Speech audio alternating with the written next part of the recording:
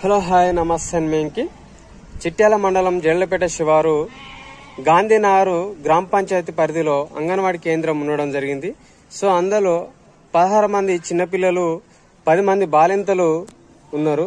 So anganwadi కేంద్రం శిథిలావస్థలో ఉన్నా కూడా అక్కడ అధికారులు మాత్రం ఏమాత్రం పట్టించుకోవడం లేదు అని తెలియజేసుకుంటున్నాను.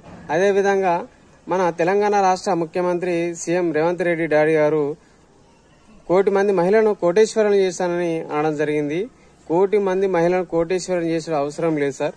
మనకి ఏందంటే తెలంగాణ రాష్ట్రంలో ఉన్న విద్య, వైద్యం, ఉపాధి అవకాశాలు కల్పించండి, బాగుపడతాయి. తెలంగాణ రాష్ట్రంలో ఉండే గ్రామాలు బాగుపడతాయి.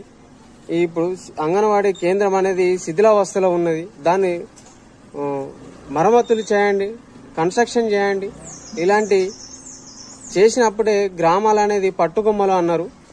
ఆ పట్టుకొమ్మలు లేనప్పుడు ఈ జిల్లాలు ఎలా అభివృద్ధి జరుగుతాయని తెలియజేసుకుంటూ మీ వెంకీ థ్యాంక్ యూ. నా ఛానల్ లైక్ చేయండి, షేర్ చేయండి, సబ్స్క్రైబ్ కొట్టండి.